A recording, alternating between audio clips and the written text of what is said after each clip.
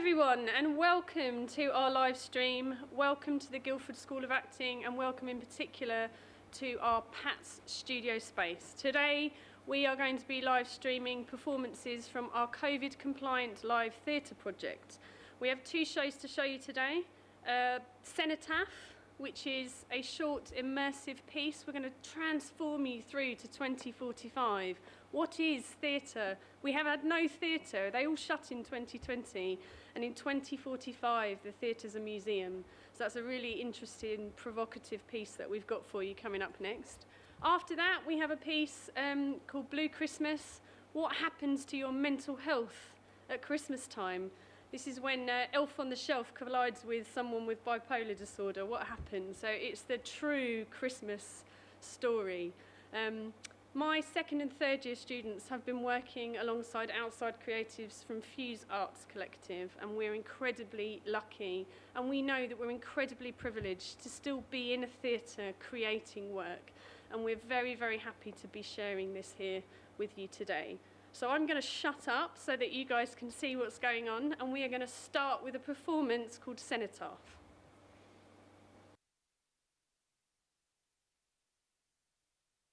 Okay, welcome everyone. Welcome to the Theatres Preservation Trust and the historic PATS Theatre.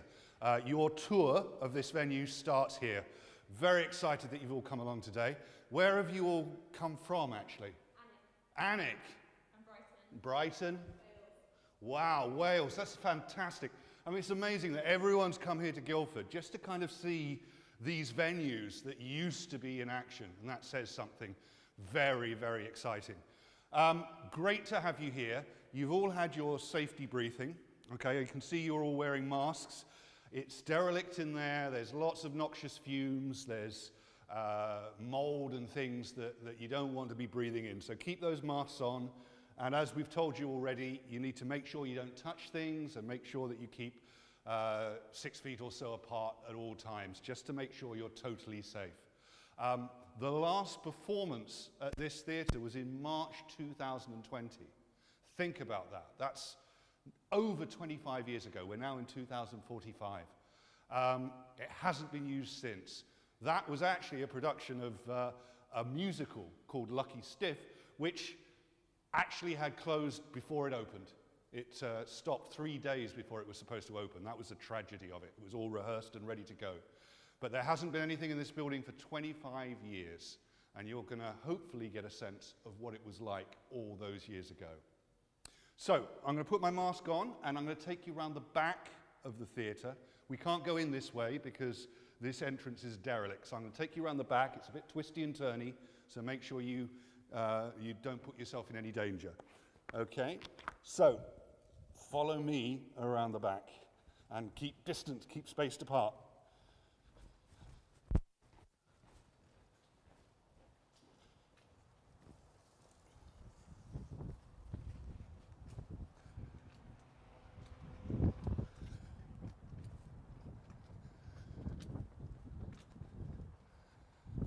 It's just up here.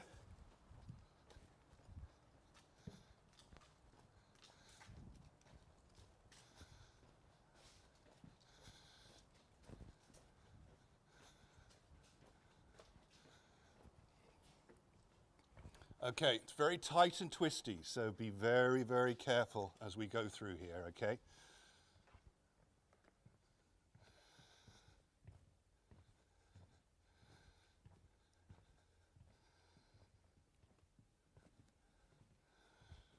Are we all here? All right, come on, follow me, follow me. All right, the way around the back here, it's quite tight. Be careful not to touch anything. Don't touch any of these very old fixtures that we've got hanging up here.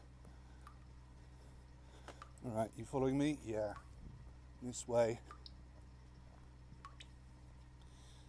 And here we are. This is the PATS Auditorium. I'm sorry about the state of disrepair, but that's where we are. Let me ask you to take a seat. You can see there's some white chair backs there. Those are the safe seats to sit in. Why don't you go and have a seat? Mind the buckets, I'm afraid. The roof's been leaking for some time. Excellent. Make yourself comfortable, put your headphones on, and you'll hear the start of an audio tour which will tell you a little bit about this wonderful building. The Theatre's Preservation Trust welcomes you to the historic Patch Theatre. After the closure of the theatres in 2020, most were knocked down or redeveloped. This is one of the few auditoriums of this type that is still intact, and as such, it is historically important. Take a moment to look around. Imagine what it was like to be here when this theatre was in full swing. All these seats would be filled with patrons seeing a different show almost every week. Musicals, plays, pantomime, dance. Imagine the laughter bouncing off the walls.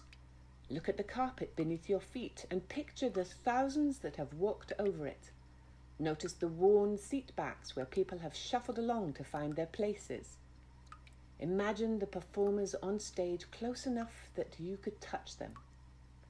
25 years ago, this would have been happening 8, sometimes 12 times a week. But now in 2045, it's difficult to imagine. We can see pictures, of course. We can watch archive recordings, but until you stand in a space like this, you can't appreciate what a wonderful experience it must have been. On the screen in front of you are some images of this theatre's vibrant past. The only light in this theatre is the ghost light that you can see on stage. We keep it running constantly with a generator because this building is no longer safe for electricity.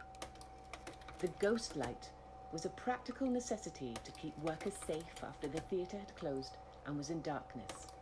It would stop them tripping over scenery or falling into the orchestra pit as they crossed the stage. It was also a theatrical tradition. Most theatres were thought to have ghosts, and the light was left on so that they could play or perform when the building was unoccupied. We keep the light on constantly to keep the spirit of this theatre alive. Today, we're going to show you behind the scenes of what used to be a busy producing venue. Be careful though, listen to your host and watch your step.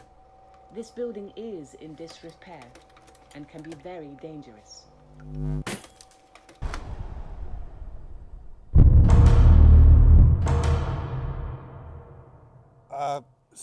Sorry, ladies and gentlemen, I don't quite know what's happened. I think the generators stopped working. We've lost the electrical power. Stay where you are, please. Don't move. Take your headsets off so you can hear me. I'll just try and get through these doors here. Actually, if you could give me some light, that would be good as well. Or if you've got your phones, thank you. Let me see if I can get out of here. Oh.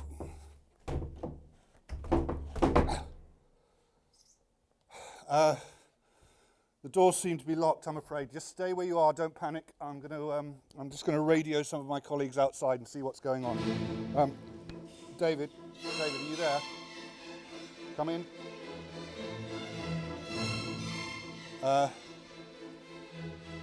I'm sorry, I don't know what's going on here. This building is not supposed to have any electricity at all. So I don't know where these images are coming from. I'm trying to get to the bottom of this. David, can you come in, please?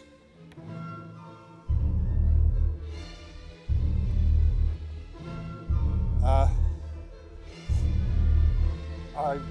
not really sure what's going on here. There's a pathway of some sort. You can stay where you are if you like, but I think it might be safer for us to go this way and follow this pathway. Something's in control. It's taking us on stage, I think. Around here.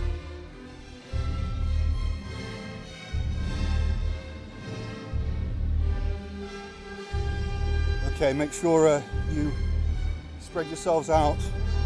We don't want anything to fall on you. It's not safe up there at the moment. Not really sure what's going on. Oh God, what now?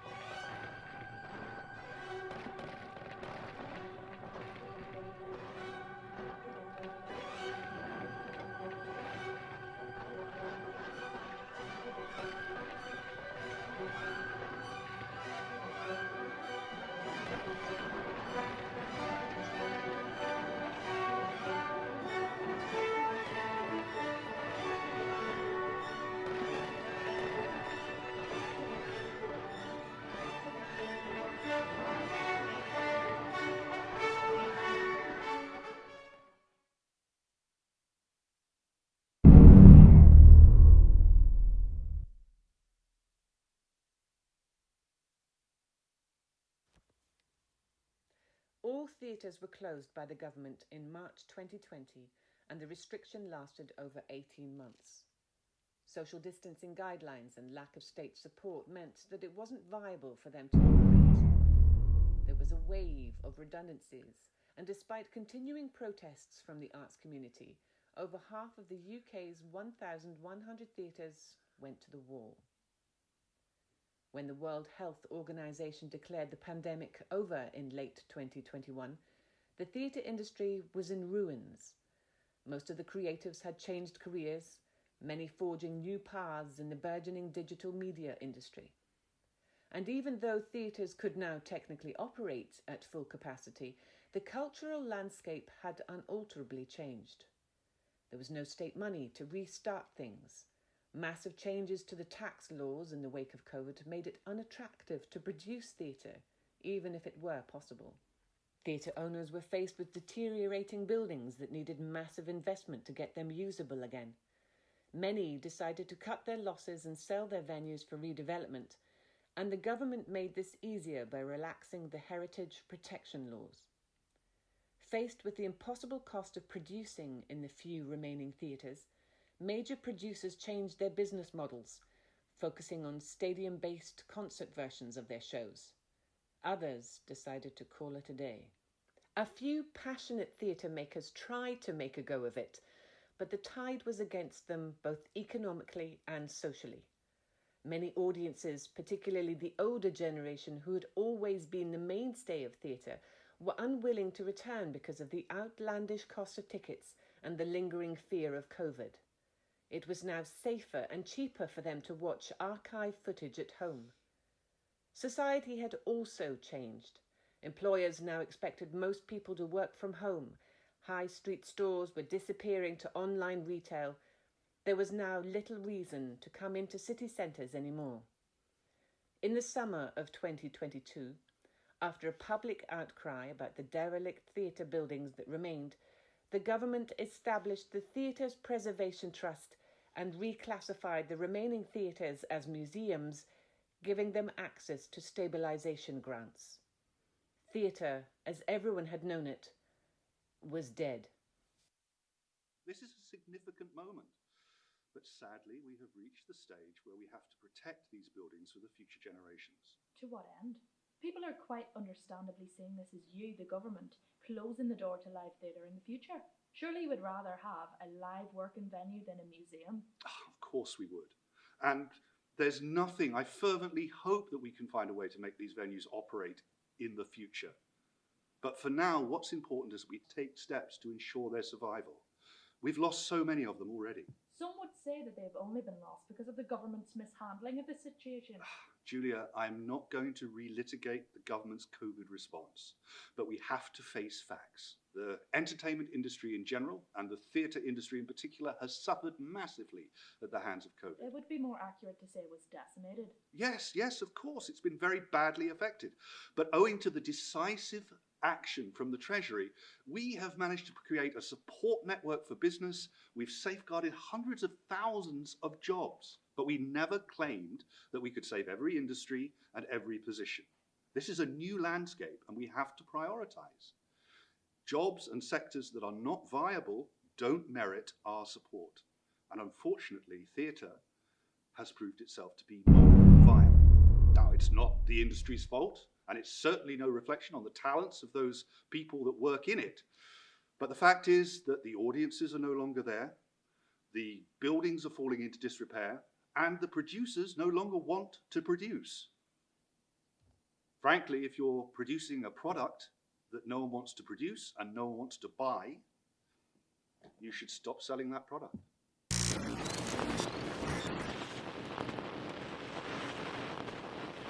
Hold on, it's the this is the current Minister of Culture. Okay, right, so... Can't quite hear her.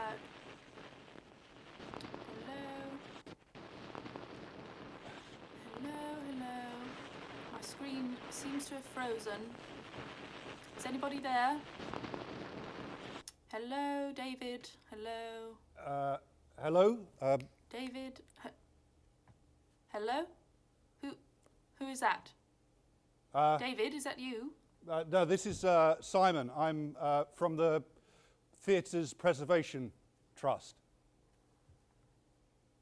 Simon? You're not supposed to be on this call. This is a confidential meeting. Please log off now. Minister, just a second. Where are you calling from? Well, this is the Pat's Theatre in Guildford. The Pat's Theatre? Have you hacked into this meeting? Are you from one of the protest groups? No. I'm a tour guide. I'm showing these people around the theatre. I mean, can you see us? Yes, I can see you. I don't know really what's happened. You suddenly appeared on our screen for no apparent reason, but... Well, it's very nice to meet you all, but I'm going to have to end this meeting now.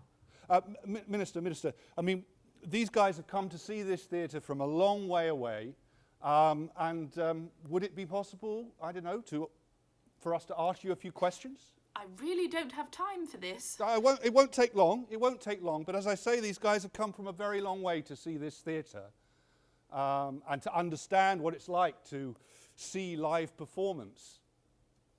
Can we ask you some questions? Well, I only have a few minutes. Fine. But what is the government's policy on opening or reopening these venues? There's been no plays in this theatre for over 25 years.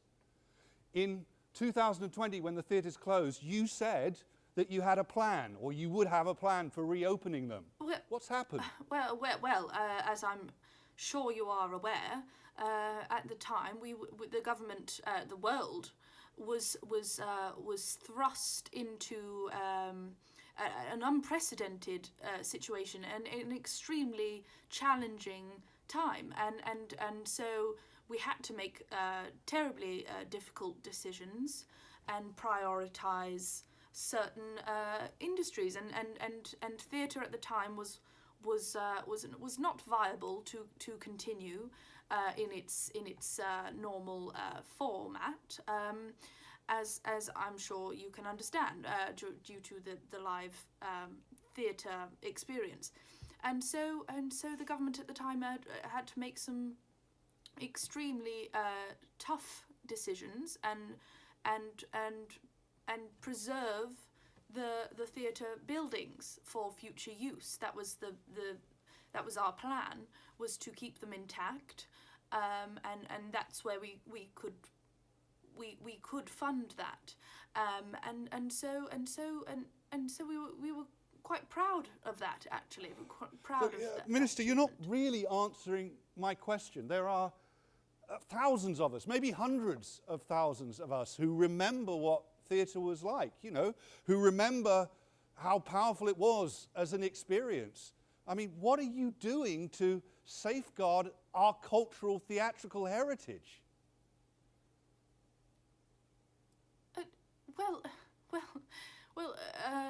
Look, at the end of the day, theatres being a live medium meant that we had to shut them down at the time. We couldn't keep them running during the pandemic, and so we I mean, there's not. What you've got to understand is the government at the time realised that there is not a magic money tree. We have to prioritise certain individual businesses and industries, and prioritise what sort of businesses could keep our economy afloat. And theatre, with the minuscule profit margins, was not the choice that we made at the time, as I'm sure you can understand. And so we decided to funnel the money into the key workers, the jobs, maintaining jobs, and the businesses that could keep our economy afloat. And we came out the other side, and we were stronger, So really, yes. Funnel the money. Yeah, it's all words, isn't it? I mean, I don't know what else to say to you. Look, does anyone else want to ask this woman a question? Yeah, I'll ask one. I've seen images today of theatre and this place when it was alive. And we all want to see this theatre being used again for live performances. And why? Why take that away from us? Why take it away from my generation? Why? Well, we've not denied anyone anything. We've encouraged those theatres to. I mean, you're standing in a theatre now, and you wouldn't be if not for our government at the time, our work in preserving the buildings, and that was what we could do at the time. As there was a pandemic, we had to shut the theatres. So really, it's it's on you to bring them back. We preserve them for future use, and really it's up to you. Look, I know you've got to go, Minister. I'm sure you're very busy, but there's something I want you to see, because I don't think you know how people live at the moment in these little bubbles on their own. So I want you to watch something, and I want you to tell me, is this a healthy way to live?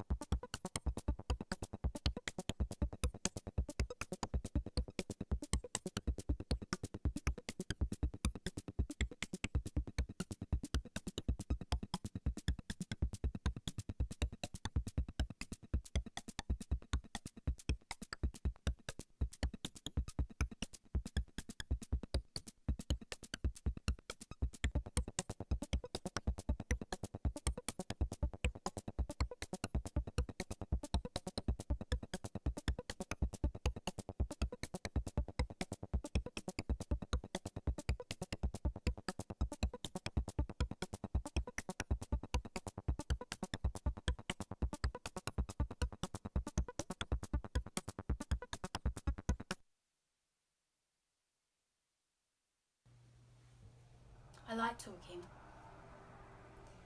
Not just communicating, but actually talking to people like I am to you now. I mean, I guess it's why I work here. I get to speak to people who I wouldn't usually meet. And yeah, no, I've said the same thing I have said to every group today, but it's unique because you're you and I'm me. It's like a fingerprint. You're looking at me in a way the last group didn't. And you're listening and hearing the things I'm saying in a slightly different way. I was an actor, you know. And a few years ago, I actually performed in this play. I didn't have a very big part, but I did have this one big speech, and I was performing to the audience as though I was giving this sermon in a church. It went on for several pages, but the audience were laughing because they were caught up in it. And there was a moment in the speech where I just stopped. It wasn't rehearsed, but I just stopped because I really just felt this moment. There was absolute silence, but there was this electrical charge in the air. Because the audience were with me. And that connection that I felt was so much more, so much stronger than any passing moment that you might just get with someone across the screen. And that was the moment that I decided to become an actor, because I felt this power of theatre just flowing through me. And I can see what you're thinking, you know? She's so young, she's only 20. How could she have performed on an actual stage in an actual theatre? Well, maybe I haven't. Maybe I am just this avatar generated by a computer, or maybe I'm just this presence brought here as an apparition to perform in this space, in the glare of this ghost light. Theatre's about storytelling. And there is this direct line between our ancestors who used to gather around the fire and tell stories and educate and share, to where we are now with our virtual lives and our viral advertising, our social media, because DNA has storytelling. Storytelling is just in our DNA. We love narrative, we love characters, we love doubt, we love motivation so much more than we love facts. And ironically, you really just have to look at politics for it. No one can tell the story like the theatre. Because it's a story that we are all emotionally, physically a part of. A story that will stimulate our minds and prickle our skin.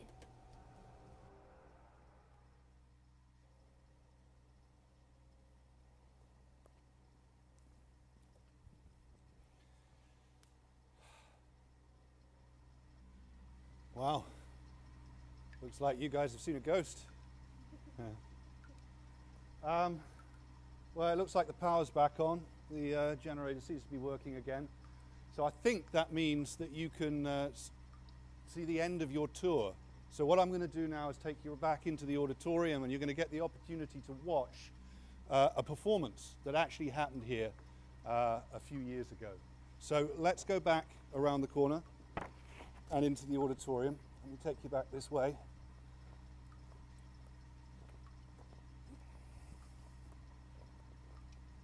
There we go. So if you go back to your seats, the ones with the white backs on, where you were earlier on, and we're going to play you some archive footage of a performance that happened in this very space many, many years ago. It's actually Henry V. It's the beginning of Henry V. And Shakespeare, of course, knew what he was doing. With Shakespeare, it didn't matter where you were, it didn't matter how dilapidated the space, it was all about what the power of theatre, what you could do with language, what you could do with imagery, what you could do with emotions and words. And hopefully you'll see a bit of that power of being in the same space with someone here, even though it's recorded. This is Henry V.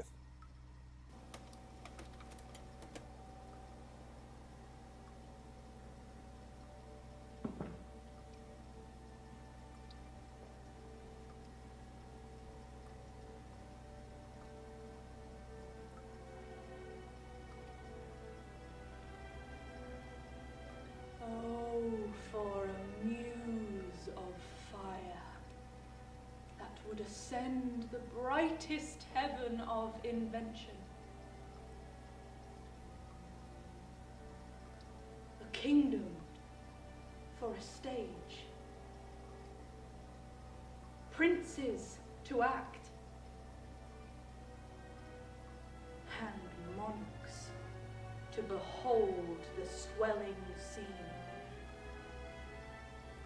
Then should the warlike Harry, like himself, assume the port of Mars, and at his heels, leashed in like hounds, should famine, sword, and and fire crouch for employment. But pardon, gentles all, the flat, unraised spirits that hath dared on this unworthy scaffold to bring forth so great an object.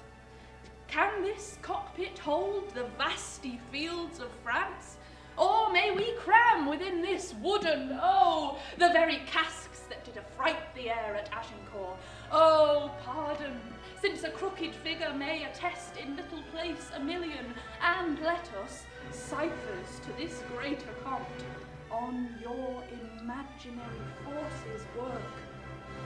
Suppose, within the girdle of these walls, are now confined 2 mighty monarchies, whose high, upreared and abutting fronts the perilous narrow ocean parts asunder.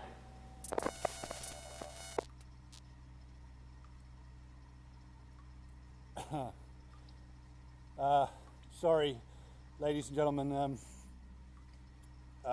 Once again, I'm afraid your tour has been interrupted. Feel free to take your headphones off.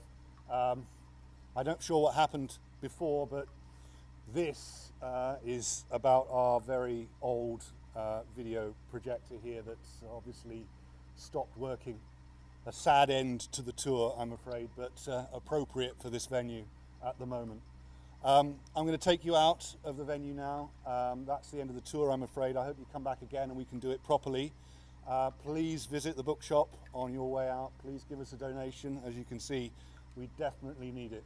So if you follow me this way, out of these doors, then you can go out into the front of the building there. Thank you so much for coming. I look forward to seeing you again.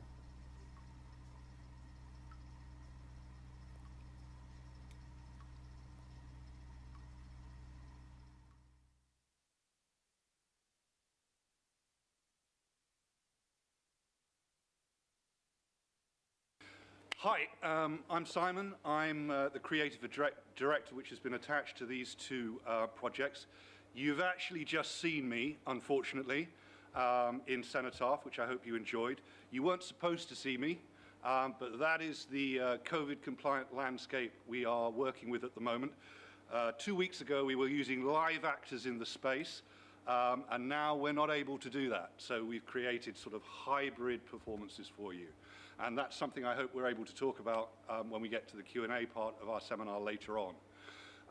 I'm here just to provide a little bit of a segue towards the next piece that you're going to see.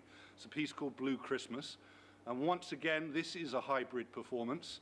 We were unable to use the live actors in the space. So instead, we've had them perform their scenes remotely, and we have put them into the show. So we're showing a recorded extract of Blue Christmas, and we've put the actor scenes into the show, but also given you an idea using stand-ins of how the piece looks and how the piece feels.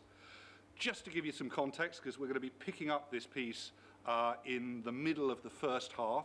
It's an hour's piece in total, but this segment that you're going to see is about 15 minutes long. It follows the journey of Lauren, who is a character who suffers from a mental health condition, and it shows how that collides with Christmas. So this is her personal journey. She's a university lecturer, a very accomplished person, and we see up front her conversation with a therapist. We get to know her through that. We also see a little bit of her teaching, and now we're going to pick up the story as she sort of starts careering towards Christmas. Enjoy, and we'll talk more about where that character and that play goes after it's over and done with.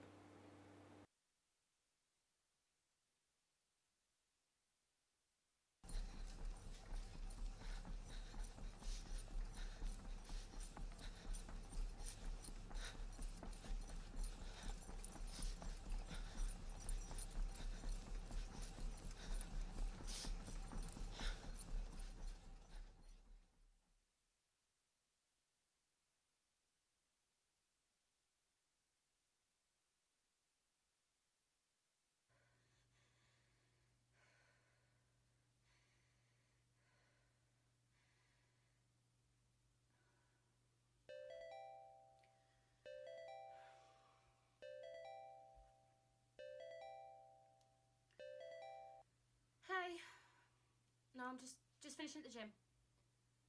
Now I'm going back to the office and I'm going to try and clear my inbox. Late, at least a couple of hours. Well, you know what it's like this time of year, so... Just get it. I don't know what she likes any more than you do. She's a nightmare to buy for. If you found something that you think she'll like, just order it. She's your mother. Look, I can't talk about this now. I've got to go. I'm going back to the office to have a meeting. Okay, I know. Do you want me to pick something up then, on my way back? Or we can just have that bolognese. It's in the fridge, it needs using up. Okay, it needs to... Yeah, that's fine. Okay. I've got to go. I'll see you later. Right, okay, bye, bye.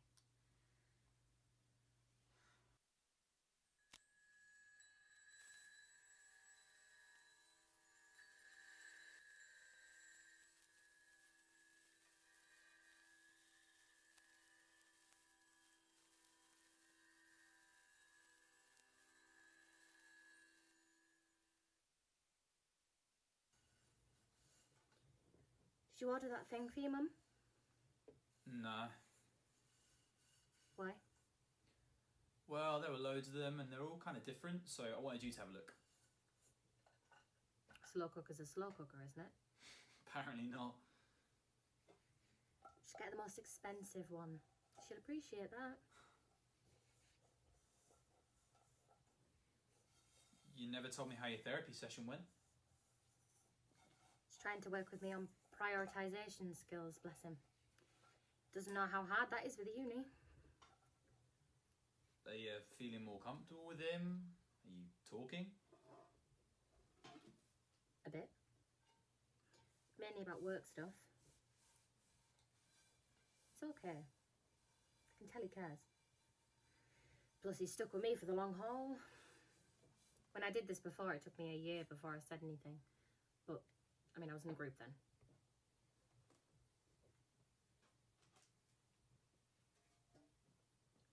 Started talking about Christmas. What did he say? Go with the flow, basically. Just good advice. What did you say? Told him I was scared.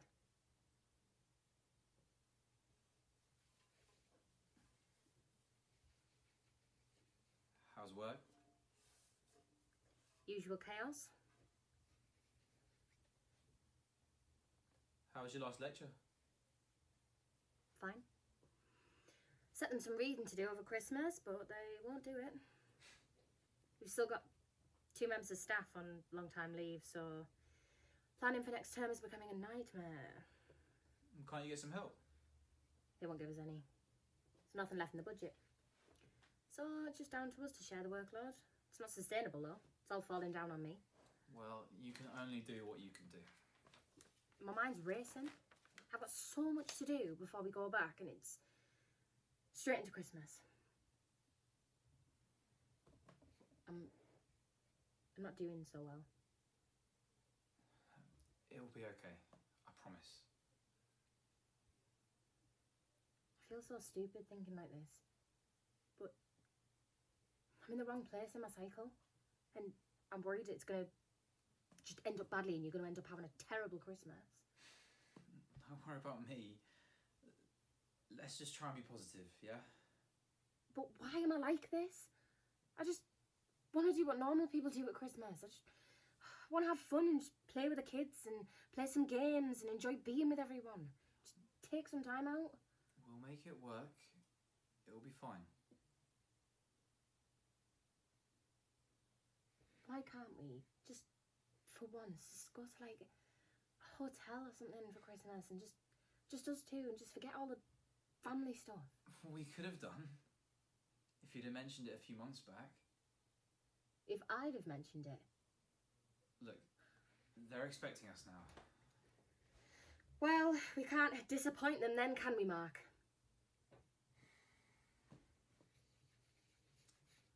Are you going to be taking your laptop? I don't know.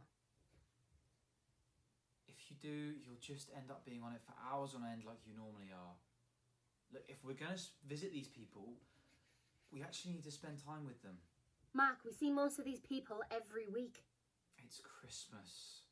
Yeah, your work might finish over Christmas, but mine doesn't. I've got timetabling nightmare to sort out for next term. I've got a load of planning meetings, and after Thursday, everyone disappears for 2 weeks. And then I won't get anything done, and I'll just worry about it. So you're going to be working right up to the 23rd? Probably.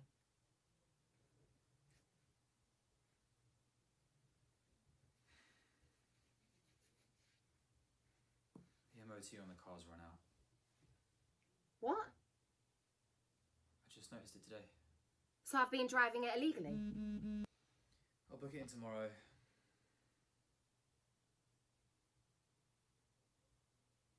Sorry? I said I'll book it in tomorrow. It probably needs some work. The mirror won't pass.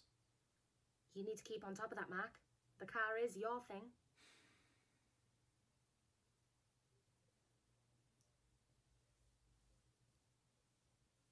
Remember, Maisie's getting dropped here on Friday morning and we have to take her to Mum's in the evening.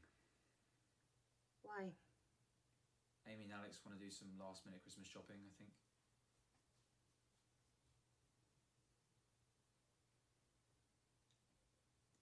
We need to remember to do Elf on a Shelf this year.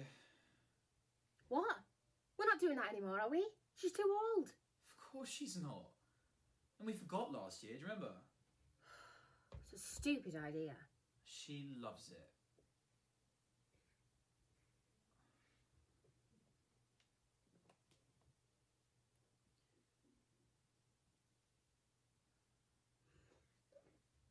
What did you say? When? When she saw that the elf hadn't moved. I said it was tired.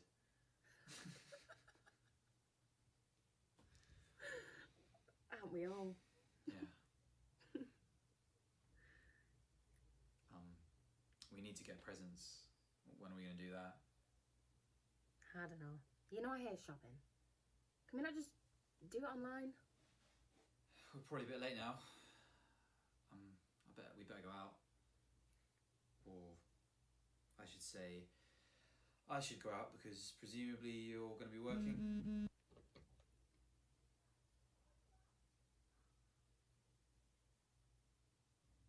We just don't need to go over the top. These kids get loads of presents. They're at an age where they're excited about it. We're creating memories.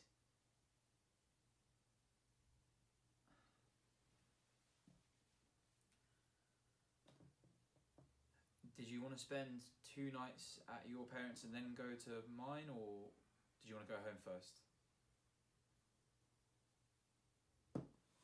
Or do you not care?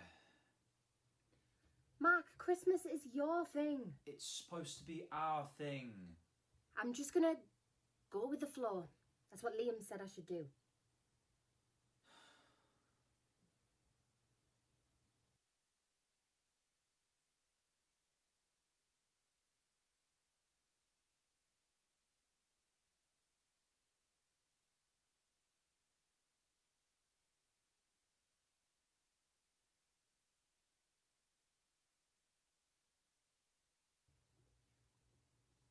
Do you want me to turn this off? No, you're fine. You need to switch off. Watch some of this with me. I've got stuff to get through. I've got a day full of meetings tomorrow. All the more reason to take a night off. That's not how it works. You'll never get to sleep. A tablet will kick in soon. Right, I'm gonna try and get some sleep. I've got an early morning tomorrow. You sure you don't want me to turn this off? No, honestly, you're fine. Just watch your film. I'll just put my earplugs in. Do you want to try one of those breathing exercises that Liam gave you? No, you're fine. I'll do it with you. No, you're fine. Honestly, mine's just racing. He'll just annoy me. Is there anything else you need? No, you're fine.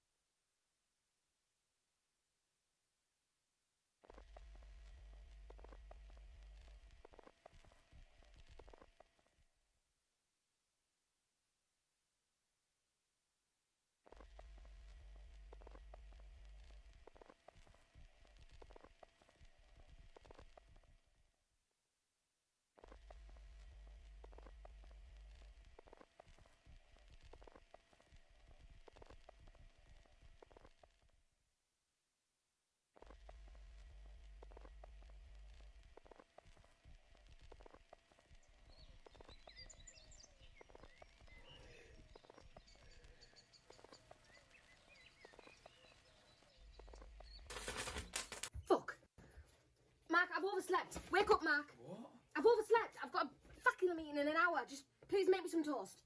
Can't you do it by Zoom? I can't. I'm running it and all the paperwork's in the office.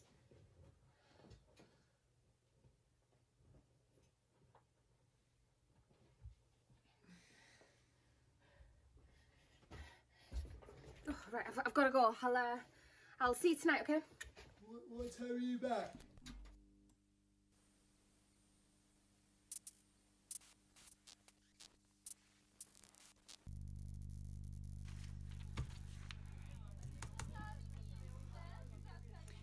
Right, sorry I'm late everyone. It's been one of those mornings. So we're going to go through the pathway allocations for Module 2. Let's go through the cohorts one by one. Tell me if these are the names that you have. Gabriel Ajala, Courtney Anderson Purcell, Ryan Barry, Williette Davies, Rabin Dillab, Sarah Gorn, Shazeen Hassan, and Helen Target. Okay, Gareth, that's your cohort. No, we moved Courtney because she expressed a preference for business finance. Yeah. You happy with that list? Anything else we need to know? Okay. Cohort 2. Okay, Basak Akin.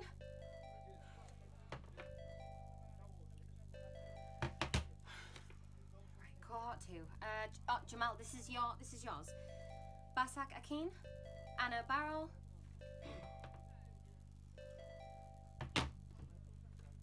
Shireen George, Ryan Mutu, Rupak Saladin. Oh, hang on, there's a question mark over Rupak. I got an email from him. Bear with me while I see if I can find it. No. Right,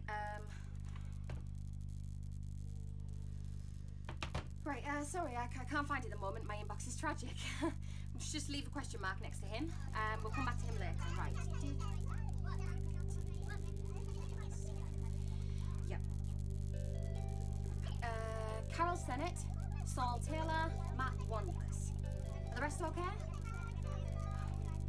Sorry, I've got to take this as my mother. She keeps ringing. I won't be a minute. Hi, Mum, are you okay? Yes, it's tomorrow now. We changed it, remember?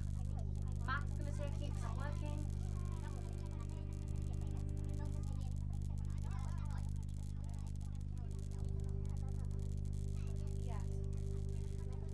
Yeah, I'll remind him.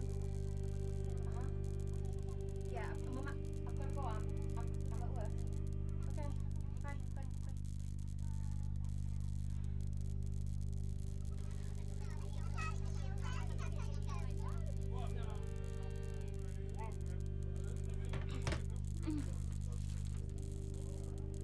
Sorry, cohort 3. Louise, this is you. Coyote Ajayi, Anna Bennett, Stephanie Boothroyd, Tian and Deweyab, Justin Gordon, Lee Morgan, Bushra Raja, and Sam Rockard. Is that okay for you, Louise?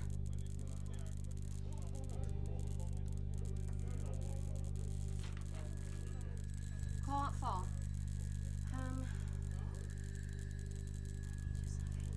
Malat Elamayu, Marsha Brown, Claire Drummond, Shireen George, Amy Hughes. What's that? Shireen George. Yeah, I've got her in cohort 2 as well. Sorry, don't know why. Another question mark. We'll look into that. Let me just get back to you on that, Sophie and Jamal, because we might have a gap. Okay. Mario Safuedu, Hisham Tatu, Glenda Xavier. Oh, for God's sake, sorry. Oh, hang on, guys. I've got an email from Robin. This might be... Nope. I'll deal with it later. Cohort 5. We're nearly there. Francis Dayu, Sophie Dillon, Nazia Caragos, Carly Jane Lamb, Ruth Lynch, Lee Morgan, Latoya Stevens, Millie Steiner. Right, I've got to go and deal with something. Guys, I'll...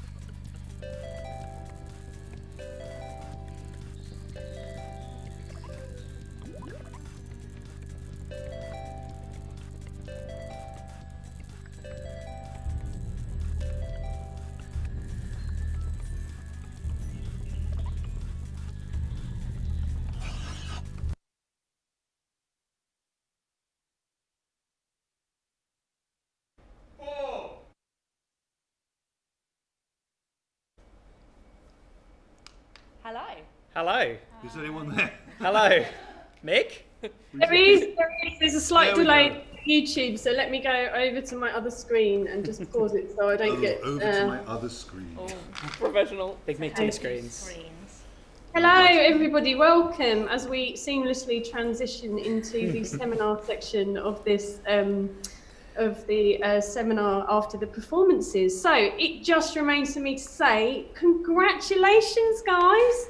So I have a cacophony of technicians on stage, and I have cast members with me who are furiously applauding, going, well done, you did it, well done. So I'm going to just briefly do a round robin of who I have virtually and in the Pat's studio space. So I have some cast members with me on my Zoom call. So cast members, if you would like to unmute yourself and take it in turns. Matt, I'll go with you first and we'll work our way around. Hi guys, I'm Matt Wake. Fair enough. Okay, we'll jump in. Yep. Sophie, Helena, go. Oh. So Sophie. Oh. Mic's not working. Yeah. So there's Sophie there. We'll grab her mic. We'll work that one out in a minute. So. Why don't you come down here? Yeah, come down here, Soph. They live in the same house. They all live in the same house. I'm Helena. I played the Shakespeare speech actor and the government minister. Lovely. There she is, look, lovely. Sorry, technology is not my strong point. I'm Sophie, Sophie Harrison, and I played Lauren. Lovely. I'm Rebecca, and I played the apparition ghost. Hi, I'm Chloe. I was meant to play Lauren's sister-in-law, but we'll get into that. Now we also have some people in the room, so let's flip over to Pat's studio and go around the room. I believe somewhere on stage right is Helen. We'll start with Helen and go around. Yeah, hi, I'm Helen. I'm a third-year sound student. Right, I'm Katie. I was DSM for Cenotaph, and I was camera operator for Blue Christmas. I forgot to say, sorry, I was sound designer for these projects. It's kind of the important bit, isn't it? Hi, I'm Louie. I'm a GSA graduate, and I was video designer for both Cenotaph and Blue Christmas. Lovely. I'm Simon. You've heard far too much from me today already. I'm the creative sort of director responsible for these two. Hello, I'm Rowan. I coordinated the stream and the design of the stream for the shows, and I assistant production managed them as well. I'm Alistair. I'm a second year, and I was the lighting designer and production electrician for Cenotaph. Lovely. And that just leaves our fabulous Kat. Hi, I'm Kat, and I was an external production manager on these shows. Lovely. Oh, and I forgot Zoe. Are you joining us, Zoe?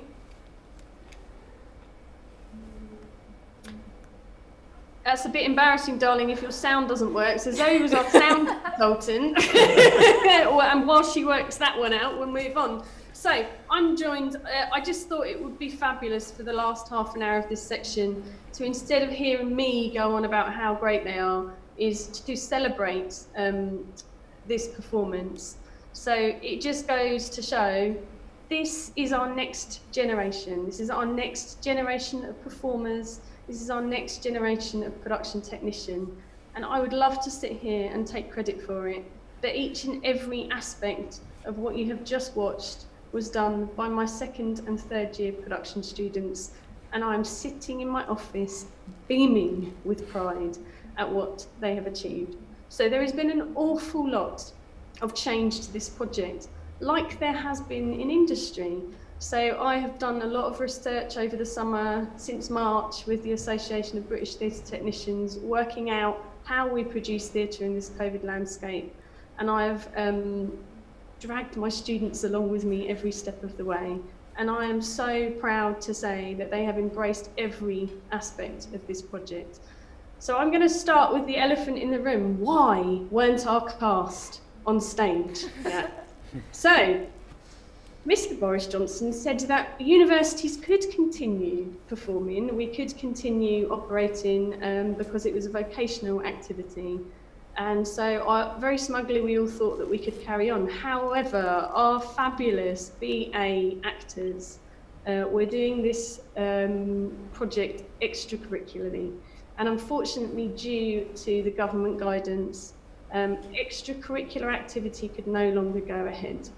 And due to the nature of the project, which is the COVID compliant project, it was imperative that we followed that guidance. So there was a week where we all were very despondent and wondering whether we could continue with this project in any way, shape or form, where there were lots and lots of, I suspect, a few tears, because a lot of time was invested in this. But as any true production technician will tell you, we got over that, we went through an angry phase, we dusted ourselves off, and we found a way forward. So I would quite like to start by talking to our cast. So we were so privileged to have you come and join us. No production technician is worth their salt if we don't have actors to fabulously light and make sound and beautiful sets for. So I just want to hear from you, really. So it's been a very turbulent journey for you on this project. You've had to do all of your work remotely, even your performing, and we were hoping that you would be able to come in. So you did lots of your rehearsals remotely via Zoom. Tell us about that. How is that tough? Yeah. Sorry, I was just going to jump in. Yeah. Yeah. It was a crazy experience, but also such a valuable one. Like I remember when it all changed and we were like, right guys, we need to do this virtually. How? It kind of like the whole of one of our housemates' bedrooms just became like a set, and they like had everything like lamps balancing on boxes on top of stuff and just like everything coming at you. You know, we all like, I think one of us was holding a lamp, the other one was holding like the paper, and someone else, we all just like jumped on deck. And I think it's just testament. I think I took a moment actually when we were recording, and I kind of just sat back a minute and I was like, this is like, it's sad in a way, but it's also incredible, like that theatre can still survive. And I think that is just like, even, I mean, it's mirrored all the way through Cenotaph, but I think the fact that theatre shot as much adversity as it, at it as you can, and it still lives, and we still manage, and we push through, and we try, and we do everything we can, whether it means, doing it in this much space or not. Like that, it's so much more of a feeling. So like, as long as that's alive, it'll keep. Just out of curiosity, so there were lots of things that we considered in this project. You can see 3 of our cast members are in the same house, so there was an element of us thinking about these household bubbles and how we can utilise those in our theatre making. So it was incredibly useful that you guys all lived in the same house. So we were all very smug, thinking that we had, got that kind of angle covered. And then of course this curveball hit us, and that's what our industry is facing at the moment. There's been, the National had shows planned up until this second lockdown, and now they've had to close again. Can anybody talk to me about, I want to know how it felt emotionally, having felt that you'd invested that time to rehearse? Because initially, when I came to talk to you, I was talking to you about no longer doing it, wasn't I? And that must have been quite an emotional thing to deal with. And there are casts up and down the country that have had to deal with that. Yeah, I mean, I think I definitely felt sad that we weren't able to do it anymore, but there was a part of me that instantly went to that grateful place of like the journey that we'd had already. Like even just the audition process on Zoom was a great experience for us, because that's probably what we're heading into. The industry is changing, and we will probably have to do an awful lot of auditions over Zoom. So that was a great experience. And then, getting to get my teeth stuck into a massive Shakespeare speech, I was like, yes, great. That was great for me. Good practice and everything. And just like, yeah, we just had a really nice time working on it. And yeah, so I kind of went there, like, I didn't allow myself to be too sad for too long, because also we've kind of experienced this with our course as well as the theatre production guys probably have as well, with like it stopping in March. You know, we have experienced that sort of sense of like, we've got to stop and everything's going to change now. So I think we're kind of gradually getting used to living in this kind of limbo where things will, like the rug will be pulled from underneath us at some point, and we're going to have to shift and change. But yeah, that was just my sort of feeling on it. I was sad and disappointed, but grateful for the experience, and also knew that, you know, something we'd change it in some way to get it to where it could be. Yeah. So Chloe and Matt and Sophie, do join in. Talk to me about Zoom. I'm not the biggest fan of it, I'm not going to lie to you, but you guys probably lingered on Zoom for quite a long time for rehearsals, I would gather. Talk to me about acting on Zoom. I watched you be directed by Simon, and one of you was having to work out how far your hands could go in the screen. It was incredible to see it. But in particular, Zoom fatigue, because I get tired staring at a screen. So tell me how that worked out for you. I think there's something, obviously at the start it's quite jarring because, you know, we're actors, we're used to going into rehearsal and we're taught to use everything you've got in front of you. You know, we're taught to feel what the space is like. We're taught to really watch the other person and analyze, you know, in fine detail their behavior and work with exactly what's in front of us. And of course, all of a sudden, most of that is taken away. You've got this really small box of someone to work with, rather than a whole room, with that other person. And of course, that's jarring. There's also something. One of the things that I think we really benefited from with that is as an actor, I know a lot of us, it can be really tempting to bring to rehearsals what you think is your finished product, and it can get so tempting to be like, right, I need to go into this rehearsal with my character. You know, I really need to show. And the reality is that's not true, because what's the point in rehearsals? You know, it's a process of building a character. And I think doing these rehearsals over Zoom really strips it back. So in the sense that you just have to listen to what you've got, and what you've got is so small. And I think that takes away all these layers of, okay, I need to make sure I'm doing this. I need to make sure I'm doing this. Well, you can't, because it's not there. So all you need to make sure you're doing is really just listening in such fine detail. And I think, if anything, doing these rehearsals over Zoom has refined that for all of us. You know, it's increased the sense of really trying to be specific and key in what am I getting, what am I hearing, because the stimulus is, it's so much smaller. And I think it really takes away that temptation of being distracted by other things. You know, you've got such a clear direction and focus. So definitely to be gained, you know. I think going from that, there was a scene in particular with me and Matt, and it wasn't one that was shown today, but it was one of Lauren in the therapist's office.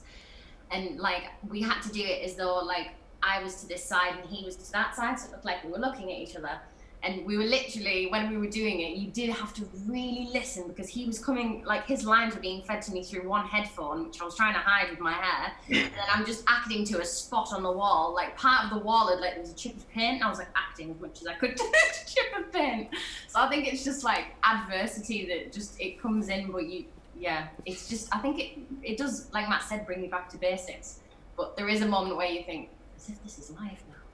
Let's bring Simon into this. So Simon was my director for Project Blackout, and he didn't have any cast in it, and I'm actually a little sad that he still didn't get any cast in the space for this. So hey, maybe one day, Simon, one of these days, yeah. How did you find, as a director, how did you find Zoom rehearsals?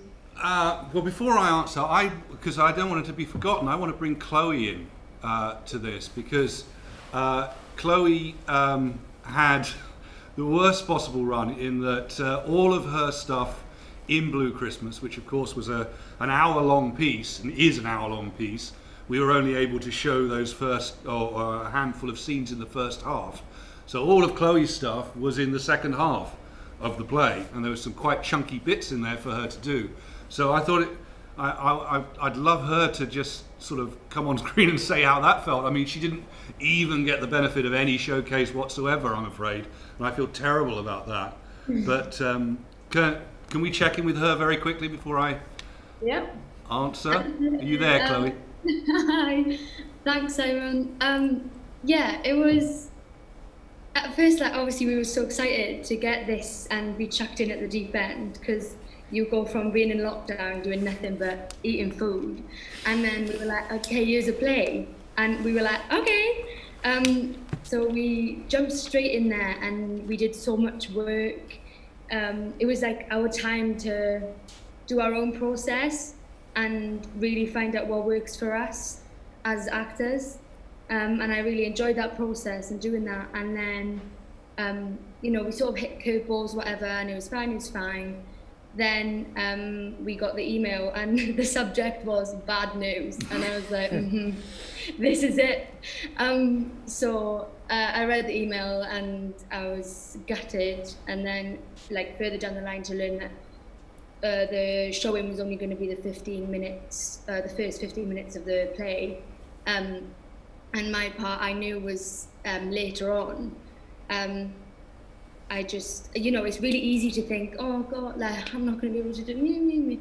But, like, you have to take the positives, I guess.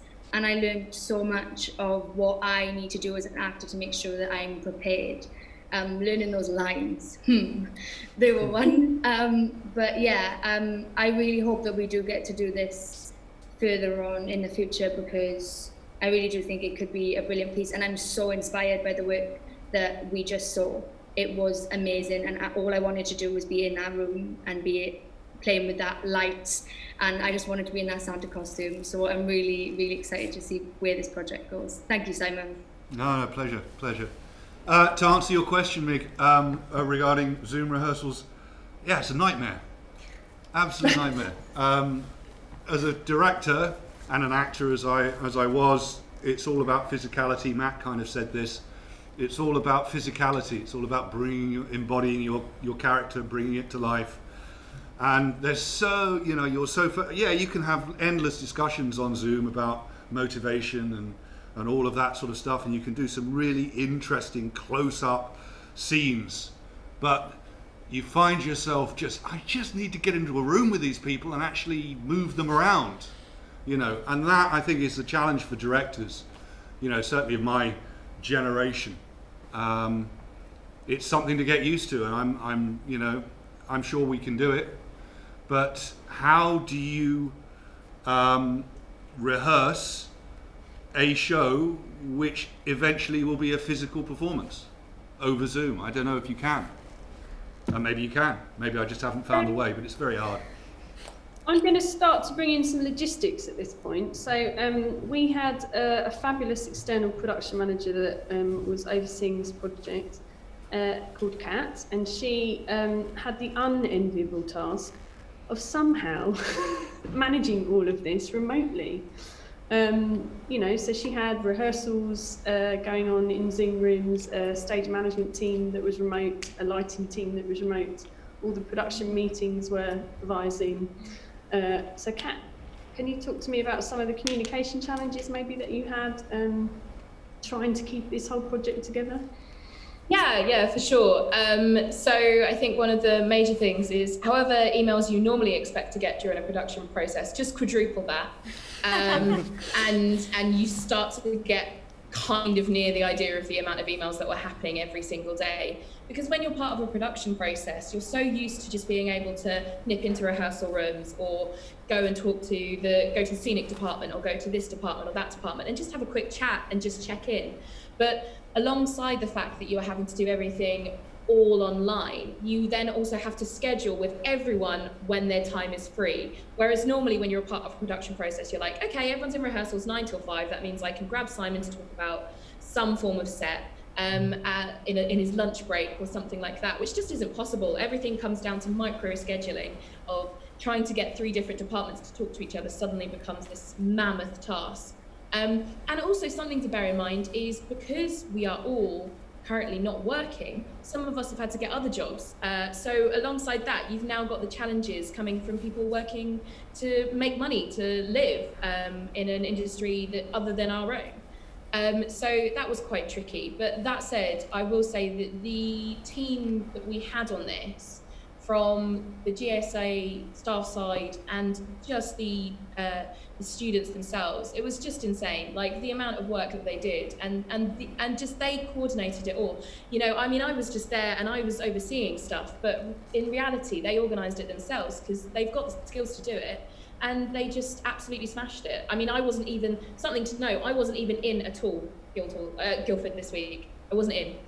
They did that all themselves without a production manager, which is great because it means I'm redundant. But it also means that they've just got everything in hand, and that was amazing. Knowing that I was going into production week and not having to worry about it as a production manager is unheard of, particularly with all the challenges that we're facing. And I didn't have a single concern because of the people in that room and all the production staff. Yeah, absolutely. So I was more, I'm going to say a lighting consultant is what I'm going to say. So Zoe and I worked more in a consultancy role. We were consulting with the lighting students and with the sound students. Finn, who's not here, he's from FRAY Studios, was very much consulting with the video department as well. I hope you agree, Zoe, that very minimal for me. I just put the nuts and bolts together, and actually they really took the lead with it. So Helen was your sound designer, wasn't she?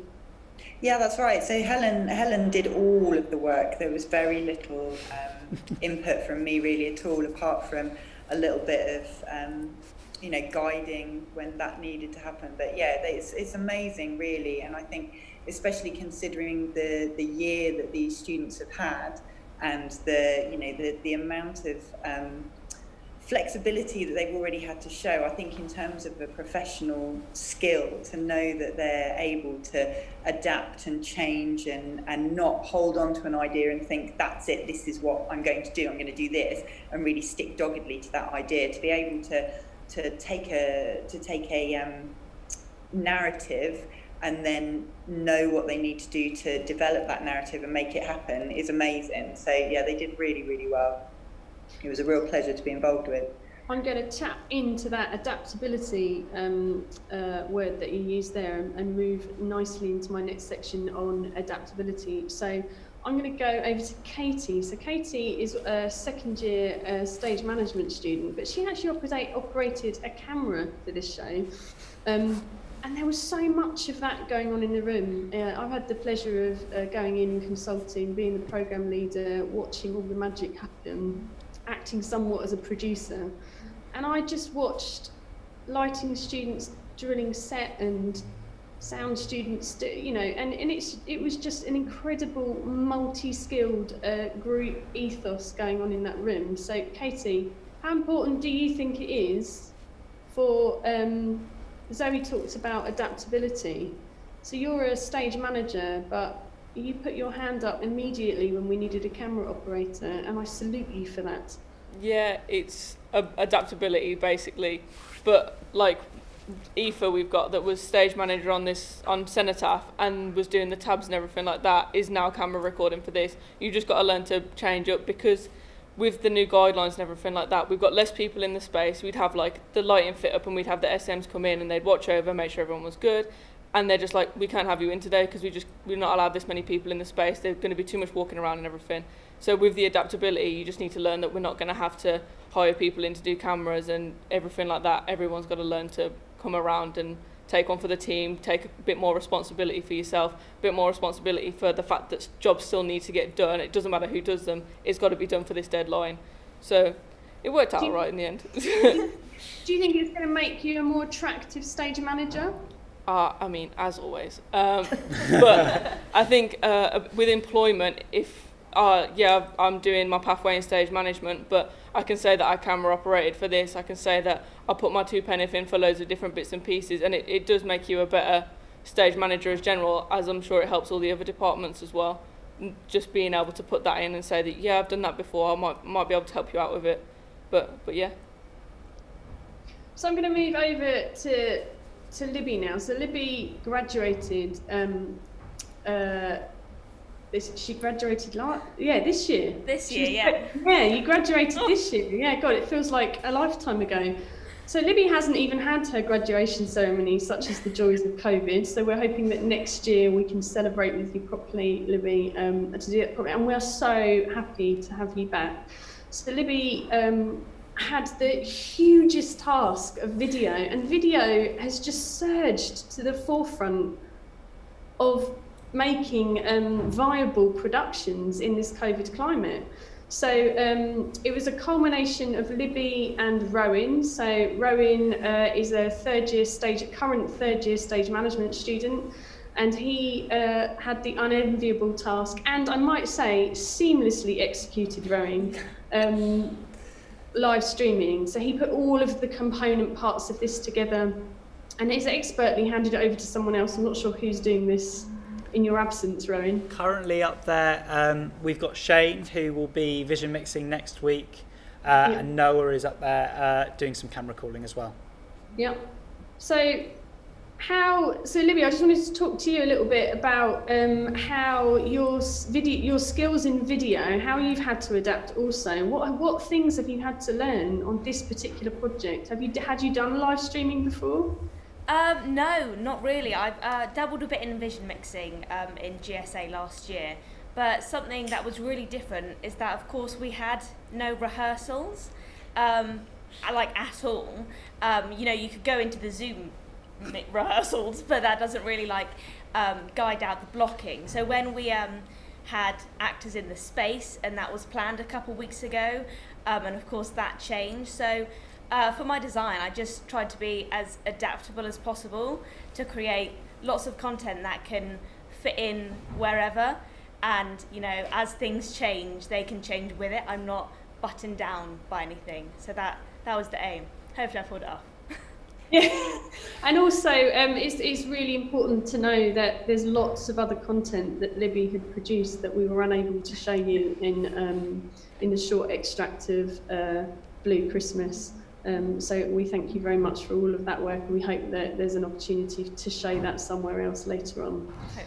Rowan, talk to me about the magic of what you have just achieved. So we had some bits that were pre-recorded. Cenotaph was completely live streamed, so that actually happened real time, didn't it? Yeah. So I think it's best to think of the stream in it as a sort of sandwich. So we started off with Cenotaph, which was completely live, bar the first section where people were walking into the space.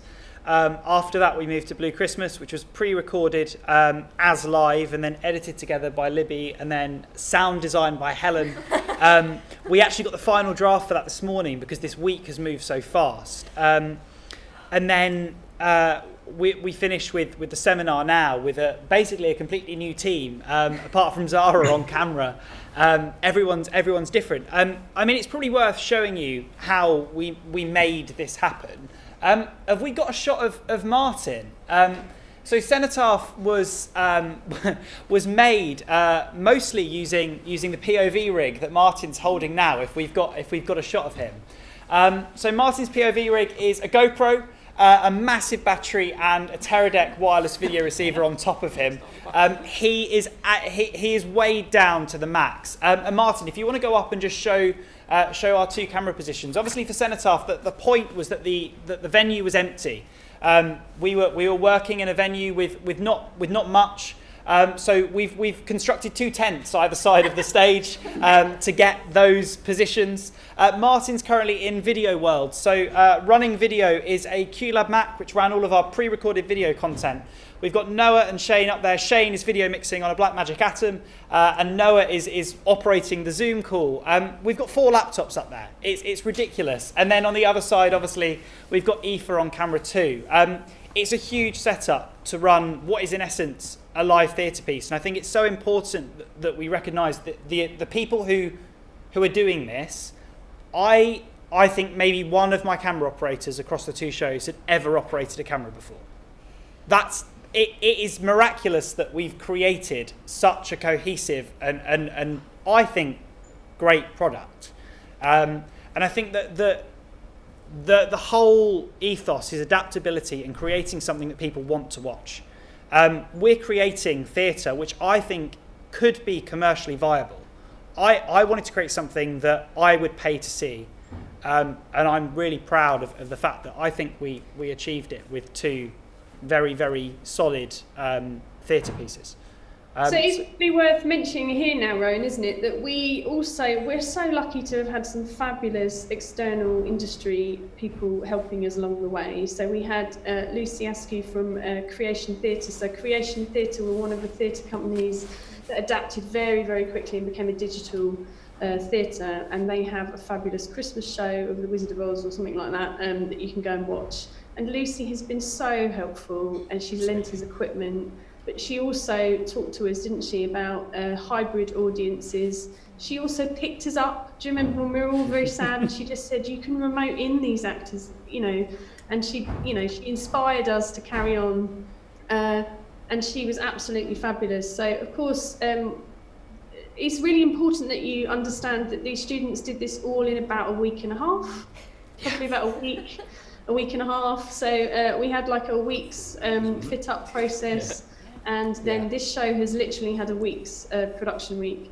And I think had they had more time, just imagine what they could have achieved with a little bit more time. So what you have achieved in this timescale is absolutely phenomenal.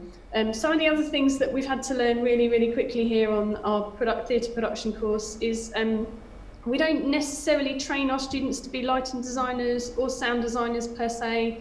There are other more bespoke courses out there that do that. However, my students have picked up the mantle and done this. So Helen has done she is literally credited with the sound design for this.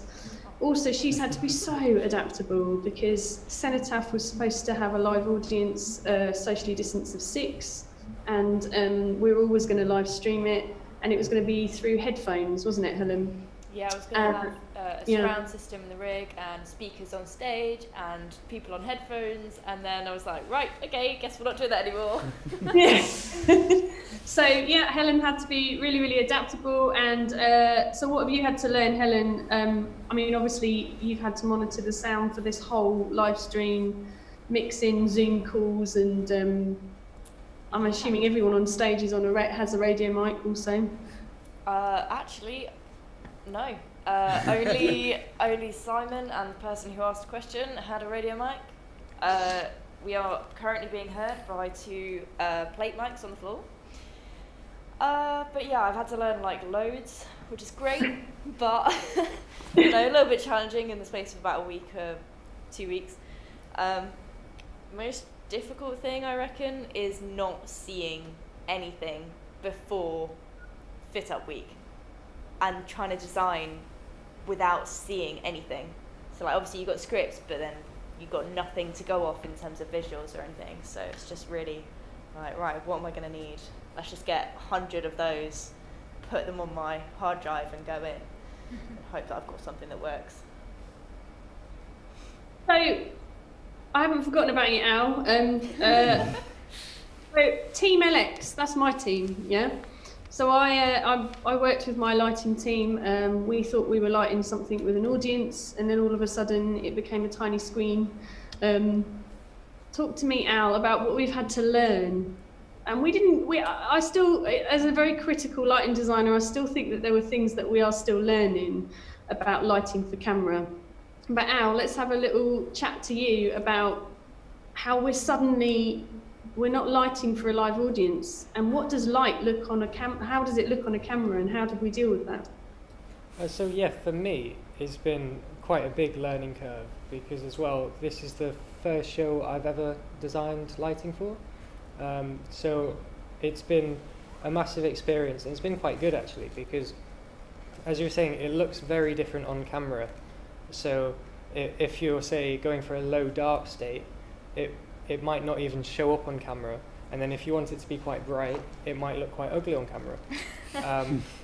And it's not always a case of, you know, we're filming, so turn the lights up 10%. You might have to go through virtually like every scene and take out certain fixtures just to give the effect you like.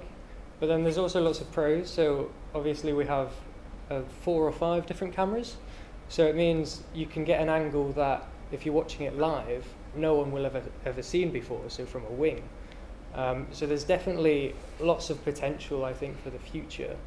And also our industry, in a wider perspective, already does it so much with concerts, festivals and pre-recorded shows. So I think this has definitely been a long time coming for theatre, and I think live streams will hit quite big.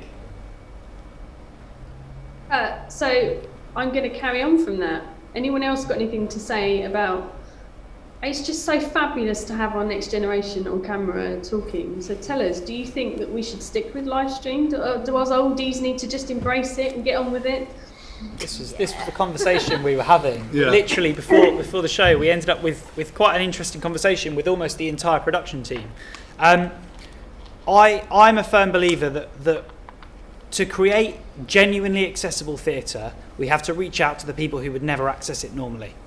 And if reaching out to the people who would never access it normally means that we're able to live stream, that we're able to push Facebook ad campaigns to areas without a theatre, then why not? You know, theatre has always professed to be an inclusive, diverse community, and I believe personally that in order to be inclusive and diverse, we have to reach out to those people who wouldn't experience theatre normally. And the product that we can create now with modern technology, with creative teams, is something which is watchable, which people want to watch. It's not just Facebook Live on a tripod in the back of the room. It's real, it's visceral, and the experience that you get is a theatrical experience.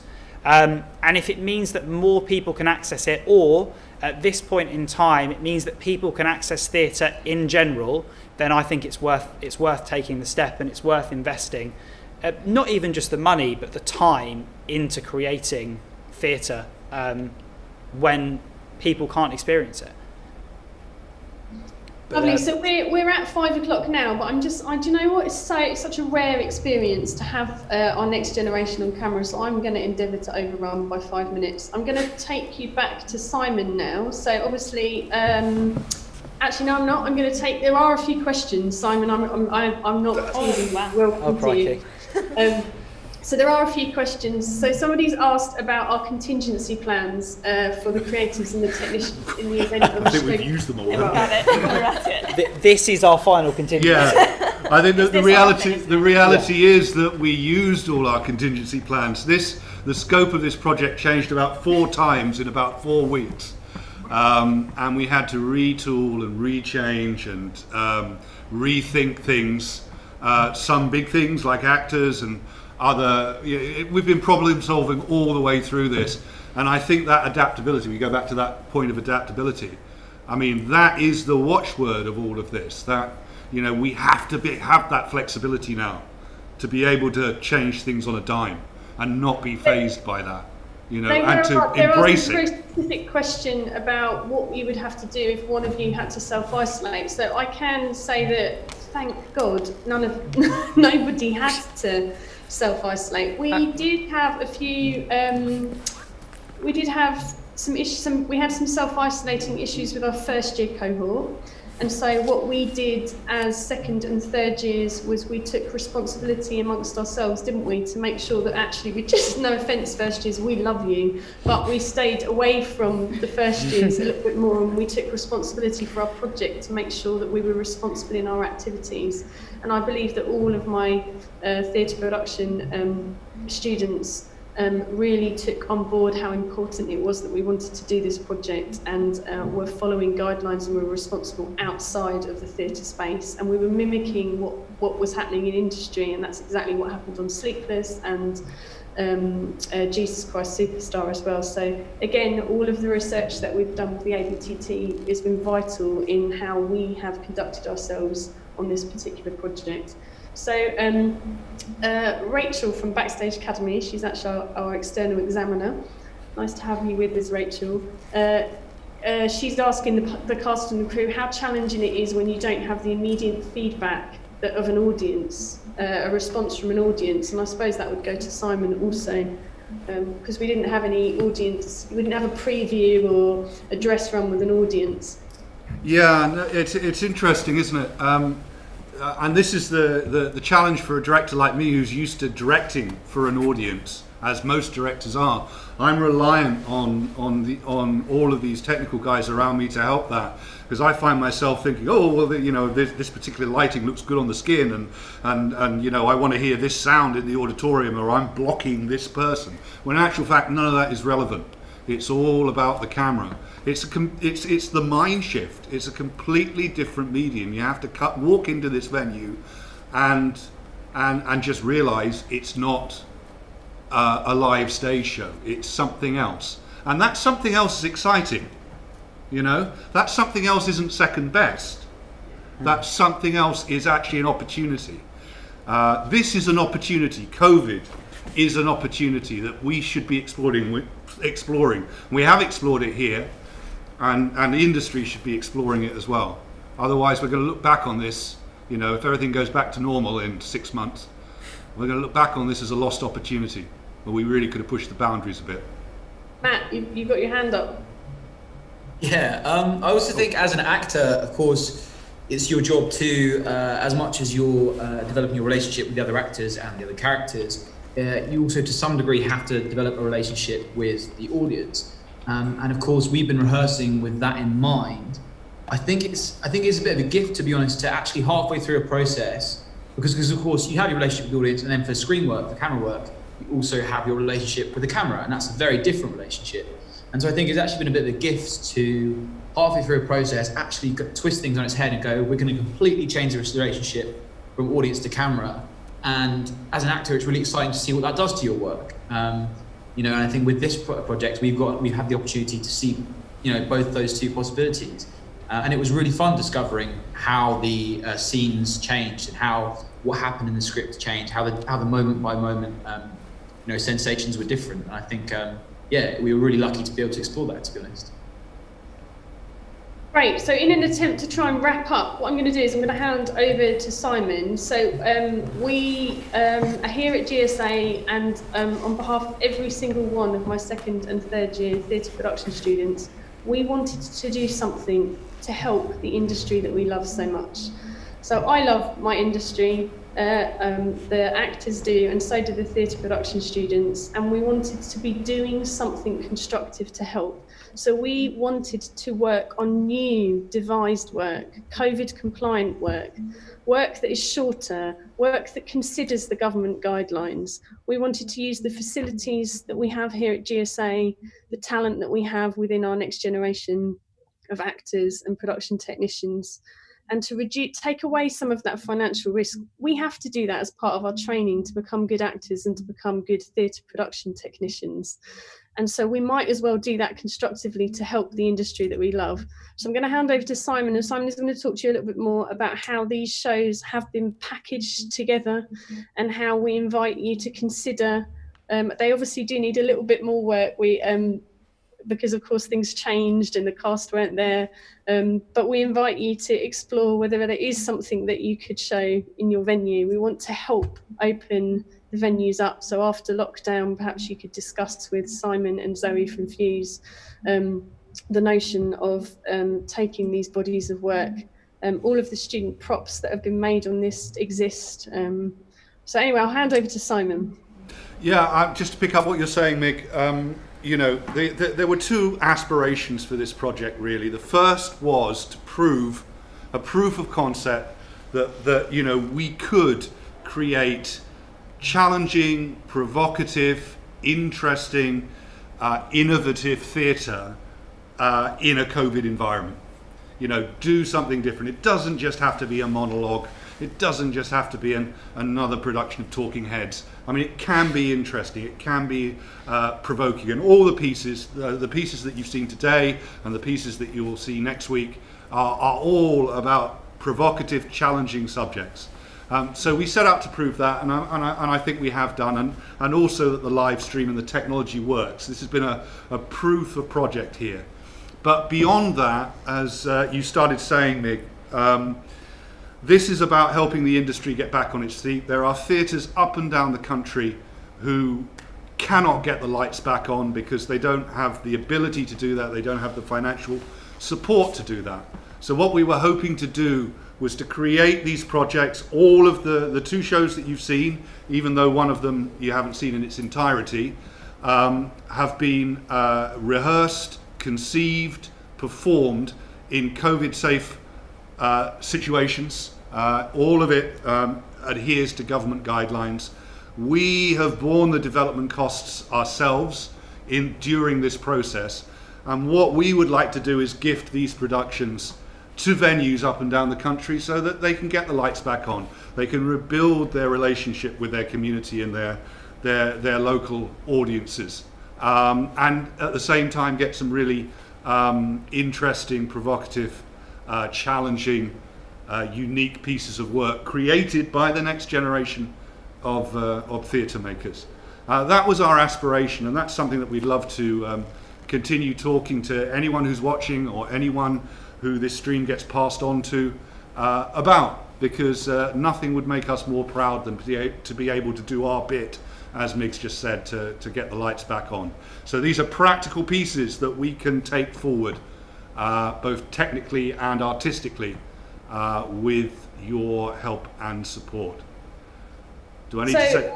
Kat, you have production show riders, don't you, for both of these shows, if anybody wants that information? Yeah, absolutely. I'm just going to, I'm loath to send out my email address to get that because my inbox is a car crash. I did put on the screen, the email that I found was best is info@fusearts.org, and that'll get to the Fuse Arts team. So I reckon give them an email and info@fusearts.org. Lovely. So if you want to hear more about these projects, so we are doing the same again next week. It may come to you in a different format. Who knows? We've still got another week. Who knows what happens in a week? Who knows what Boris is going to say in that week? But it is just, well, fingers crossed, eh?